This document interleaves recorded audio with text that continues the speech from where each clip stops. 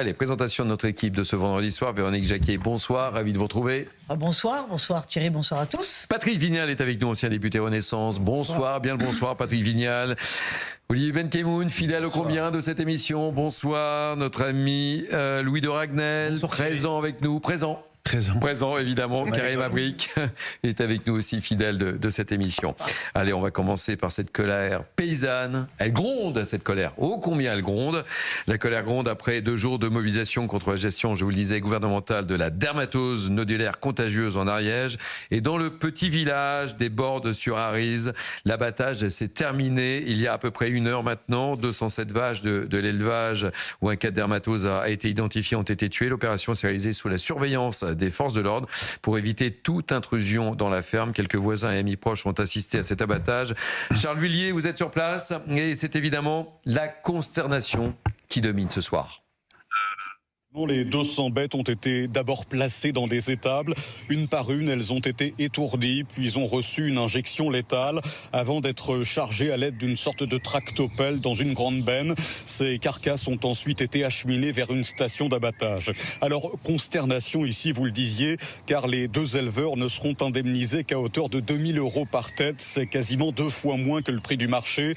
Maëva est une de leurs amies proches. Elle en est persuadée. Ces éleveurs n'ont pas vraiment eu le choix. Didier et Gilbert, on les a obligés. Et après, est-ce que cette compensation financière se fait vraiment aussi? Dans quelles conditions? Sachant que là, c'est un élevage quand même de 200 vaches. 2 000 € c'est quoi? C'est rien du tout. Et il y en a 200, vous comptez? Comment se reconstruire après ça, quoi? Depuis que ça s'est passé, j'en ai les larmes aux yeux et puis malheureusement, on pourra rien faire de plus, quoi. Voilà, alors Maëva évoquait des pressions. Il est vrai qu'on a clairement dit à ces éleveurs que s'ils n'acceptaient pas l'accord proposé, leur versement de la PAC allait être menacé.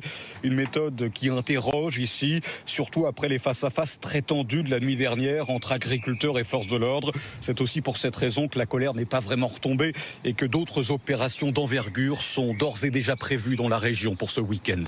Charles Huillier, notre correspondant sur place au plus près des agriculteurs, de ce qui s'est passé aujourd'hui. Patrick Vignal, vous avez rencontré des agriculteurs il y a quelques jours. Hein. Écoutez, lundi, Gabriel Attal a été invité par Jérôme Bail, qui est la coordination personnage rurale. Combien hein. Oui, Jérôme Bail, c'est 115 kg, 1m80, c'est quelqu'un plein d'émotions, plein d'amour. On a souvent interrogé dans cette émission. On l'a vu, donc il y avait le film Rural que je vous conseille d'aller voir, et on a rencontré les agriculteurs autour d'une omelette flambée, mais ce qu'ils nous ont dit avant qu'il y ait cette épidémie, c'est déjà qu'ils sont mal aimés. Les Français n'aiment pas les agriculteurs, alors que c'est les agriculteurs qui nous nourrissent. Je veux le rappeler, et ce sont les premiers écologistes. Et donc moi, Jérôme Bail, ce matin encore, à la fois il vous dit, je suis un agriculteur, je ne veux pas être un agriculteur français parce que j'ai honte de la France. Donc vous voyez le niveau de ces gens aujourd'hui. Et après, pour revenir sur ce débat, en fait, leur famille, ce sont leurs troupeaux. Je crois qu'il faut que les gens qui nous écoutent ce soir, c'est-à-dire que Jérôme, à 4h du matin... Jérôme Bail, il communique beaucoup sur les réseaux sociaux avec ses vaches. Oui, je le suis sur les réseaux sociaux. À 4h du matin, il soignait ses petits veaux. Mesdames, je vous amène avec moi, ils sont magnifiques, ces vaches sont belles, ces veaux. Ce que je veux dire, c'est que c'est pas des cartons qu'on déplace ou des plasmas. Là, c'est une vie affective, c'est toute leur vie à ces gens. Ils vivent dans la ferme, ils ne partent pas en vacances. Je crois que c'est important, Thierry, de le dire, parce que ils sont conscients qu'il faut abattre. Ils sont conscients, parce que vous êtes quand même, vous n'êtes pas sans savoir que uniquement un moustique, un temps qui peut changer de la part d'un animal, ça va être compliqué. Ce que je regrette de la part du gouvernement, c'est qu'ils n'ont pas pris le temps affectif. C'est-à-dire que le lundi, cette ferme a reçu comme quoi on allait abattre leur troupeau, et le jeudi, ils arrivent. Je pense qu'il aurait fallu avoir un temps de deuil. C'est fort ce que je vous dis. C'est-à-dire que c'est leur famille. Ils connaissent leurs bêtes. Et je crois que vous le disiez. Enfin, c'est vraiment... vous leur enlevez les tripes, voilà. Et donc, on aurait dû faire autrement pour éviter ce débat. Louis de Ragnel, et puis ensuite, il nous écoute Jean-Baptiste Moreau, éleveur dans la cause et ancien député. J'ai un certain nombre de questions à lui poser. Tout d'abord, Louis de Ragnel. Premièrement, ce qui a déchiré tout le monde, c'est les images. Ouais. Voir des blindés contre des agriculteurs. Et je pense qu'il y a un grave problème de discernement dans l'emploi de la force. J'incrimine absolument pas les gendarmes qui, eux, obéissent aux ordres. Mais les gens qui ont décidé de cette manœuvre, c'est une manœuvre qui est humiliante, qui est complètement à côté de l'enjeu que ça représente. Et ça a suscité beaucoup de réactions politiques. Et honnêtement, ça donne vraiment l'impression de voir des ordres un peu donnés depuis Paris, depuis des bureaux bien au chaud, bien loin de la réalité. On n'en voit pas des blindés contre des agriculteurs, des paysans à qui on vient d'annoncer qu'on va devoir tuer leur cheptel.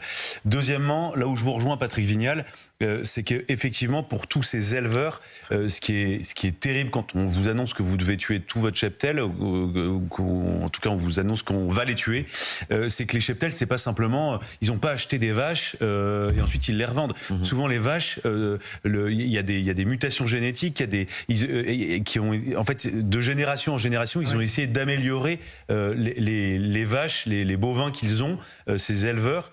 Et donc, c'est le fruit en fait d'une transmission qui vient génération après génération. Et donc, c'est une forme de dépossession aussi morale, culturelle. Et voilà, c'est pas comme si, je dis n'importe quoi, vous avez quelqu'un qui a acheté des chiens et on lui dit les chiens vous devez les tuer. Voilà, c'est pas du tout cette histoire-là. Ensuite, il y a une question qui se pose sur la proportion. Et le débat, je trouve il se pose. Et moi, j'écoute les avis. Et vous avez des gens qui vous disent le gouvernement est allé beaucoup trop loin dans le fait qu'il faut faut tuer l'intégralité du cheptel. Et vous avez d'autres personnes qui vous disent bah non, on pourrait mettre en place des systèmes peut-être un peu moins excessifs. On voit bien que la préoccupation du gouvernement, c'est d'éradiquer le problème coûte que coûte le plus vite possible.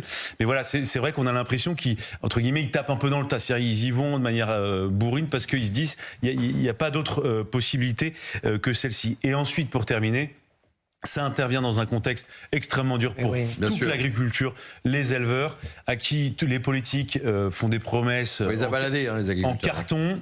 Sur le Mercosur, ils ont été baladés. La semaine prochaine, a priori, l'Elysée va faire un pas de plus dans la signature du Mercosur. Et là, les agriculteurs, c'est là, vous savez, c'est la goutte d'eau qui va faire déborder. Exactement. Et donc, je pense que ça intervient à un moment qui est catastrophique.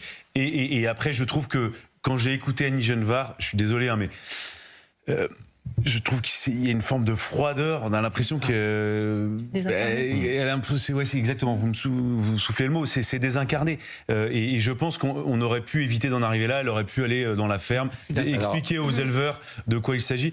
On a l'impression que c'est quelque chose de public, chirurgical. Et derrière, c'est de la pâte humaine et ça prend des proportions politiques qui sont forcément du coup aussi parfois excessives. Et quand je vois que maintenant c'est la Confédération paysanne qui soutient ça, moi j'y comprends plus rien. La Confédération paysanne, c'est l'extrême gauche de l'agriculture. Et c'est pas du tout le modèle. Non, mais c'est pas le modèle de la coordination rurale ni celui de la FNSEA. Jean-Baptiste Moreau, vous avez écouté avec une grande attention. Qui est Jean-Baptiste Moreau? C'est un éleveur dans la cause et un ancien député. Il a la double casquette. Bonsoir Jean-Baptiste Moreau. C'est un excellent député d'ailleurs. Et Patrick Vignal vous salue, Jean-Baptiste Moreau. Merci d'avoir accepté notre invitation sur Europe 1 et sur CNews. Quel regard portez-vous sur ce qui se passe actuellement? Je le disais et nous le disions, c'est peut-être la goutte d'eau qui va faire déborder le vase. Je disais souvent et je l'ai souvent répété, que vous avez été particulièrement patient, mais là, trop, c'est trop. Alors, ex-éleveur, parce que j'ai transmis mon exploitation pour des raisons personnelles à mon ancien salarié que j'ai installé, qui était un jeune, que j'ai installé sur mon exploitation, j'en suis assez fier, mais je reste viscéralement attaché à mon troupeau et voir ces images, c'est juste horrible. En fait, pour un éleveur, il n'y a qu'un autre éleveur qui peut comprendre combien le fait d'abattre la totalité de son troupeau est un traumatisme et quelle que soit la somme d'argent qui soit versée au bout, jamais ça répare et jamais on en guérit vraiment. Et j'admire, on a vu des témoignages, notamment en Savoie et Haute-Savoie, d'éleveurs qui ont reconstitué un troupeau après l'abattage total et qui ont recommencé à leur métier et je les admire parce qu'il faut une sacrée force d'âme pour repartir après un tel drame. Mais au-delà de ça, ce qu'il faut bien comprendre, c'est que c'est l'intérêt collectif, c'est l'intérêt de l'agriculture française dont on parle là. Alors je suis pas véto et je suis pas épidémiologiste. J'ai beau être ingénieur agronome et avoir été agriculteur et éleveur pendant 17 ans, je me garderais bien d'expliquer que le protocole sanitaire qui a été choisi est bon ou est mauvais. il faut savoir, c'est un protocole sanitaire qui n'est pas un protocole politique. Hein, c'est pas le protocole d'Annie Genevard ou du gouvernement de Sébastien Lecornu. C'est un protocole qui a été inspiré par des vétérinaires, par des experts épidémiologistes et qui a été validé dans le Parlement sanitaire, qui comprend aussi des syndicats agricoles, qui comprend certes le pouvoir politique, mais qui comprend aussi les syndicats agricoles. Donc voilà, il faut. C'est extrêmement dur ce qui se passe pour tous ces éleveurs en ce moment. Il faut avancer sur à la fois la vaccination, évidemment, qui va permettre d'enrayer cette épidémie, mais a priori, l'abattage total, on n'a pas trop le choix une fois que la contamination dans le troupeau est arrivée, et il faut aller relativement vite par rapport à ce que Patrick disait tout à l'heure. Il faut aller relativement vite pour éviter la contamination, parce qu'une fois que le virus sera installé dans notre pays, il existe déjà depuis de nombreuses années en Afrique, c'est une galère. Enfin, là on a abattu à peu près 3000 animaux, c'est déjà beaucoup, et c'est un traumatisme énorme pour les éleveurs qui ont été concernés. Mais il faut savoir que si la maladie se répand sur le territoire, c'est 1,5 million à 2 millions de bovins qui vont mourir de cette maladie. Donc c'est pas de la rigolade. Enfin, je veux dire, personne ne s'amuse avec cette décision d'abattage total. Je veux dire, je pense que ça ne fait plaisir à personne de voir ça.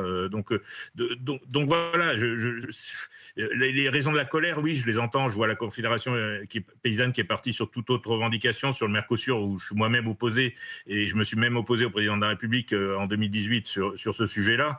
Donc oui, il y a ça, il y a les taxes à l'importation à l'Union européenne, les taxes carbone qui vont impacter le prix de l'engrais dans un contexte où les céréaliers ont eu une année très difficile au niveau économique, parce que les céréales se vendent très mal, avec le contexte international et la concurrence internationale. Donc effectivement, il y a un ensemble de facteurs. Il ne faudrait pas que ça s'agglomère pour dégénérer en jacquerie et en colère généralisée. Mais voilà. Mais déjà, arrêtons cette DNC qui pourrait impacter de façon dramatique l'élevage français et l'agriculture française. Jean-Baptiste Moreau, Patrick Vignal a une question à vous poser. Déjà, Jean-Baptiste, tu manques à l'Assemblée, parce que pour connaître les réponses, il faut vivre les questions, et donc tu manques. Et la deuxième chose, moi, ce qui m'a heurté mardi matin quand je suis rentré chez moi, c'est que vous êtes des affectifs, les agriculteurs, vous aimez vos bêtes, et quand je vois des centaures, des drones, des grenades de désencerclement, je pense que pour l'agriculteur, il se sent jugé comme un délinquant. Et c'est peut-être ça qui me gêne. Et je pense que le gouvernement aurait pu avoir une approche un peu plus affective et non pas uniquement procédurière. Ça vous a choqué, Jean-Baptiste Moreau ?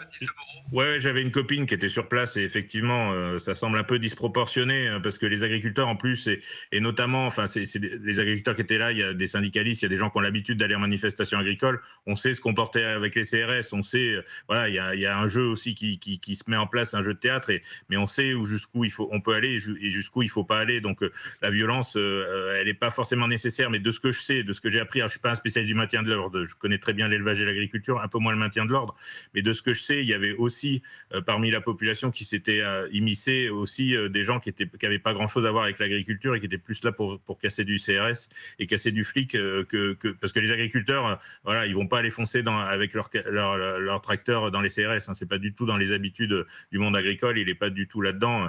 Voilà, il est là pour soutenir les éleveurs qui ont connu ce drame, parce que ça retourne le bide, hein, quand on voit les carcasses là, comme on voyait tout à l'heure, c'est absolument horrible quand on est éleveur.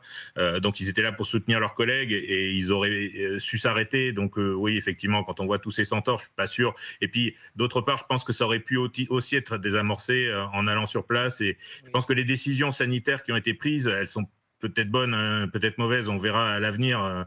Je pense que les gens qui les ont prises, ils ont essayé de prendre les meilleures possibles, mais je pense qu'elles seraient prises un peu plus près du terrain, en allant sur le terrain et pas uniquement dans les bureaux parisiens, en mettant une paire de bottes et en allant en contact et en allant expliquer. Je pense que ça passerait mieux aussi, globalement. Merci beaucoup, Jean-Baptiste Moreau, ex-éleveur, j'ai bien noté, dans la Creuse, et ancien député. Je vous le disais, vous y faisiez référence, la Confédération paysanne donc appelle à des blocages partout en France. Arnaud Rousseau, qui était notre invité dans la première partie, président de la FNSEA, a répondu.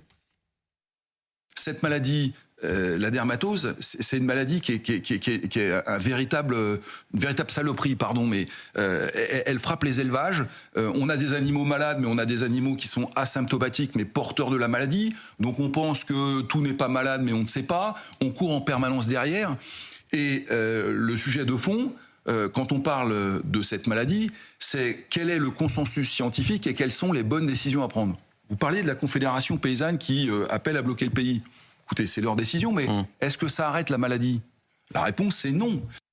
Voilà, c'était Arnaud Rousseau tout à l'heure sur notre antenne. Je vous propose de marquer une pause. On se retrouve sur CNews et sur Europe 1. On parlera de Nicolas Sarkozy après Paris.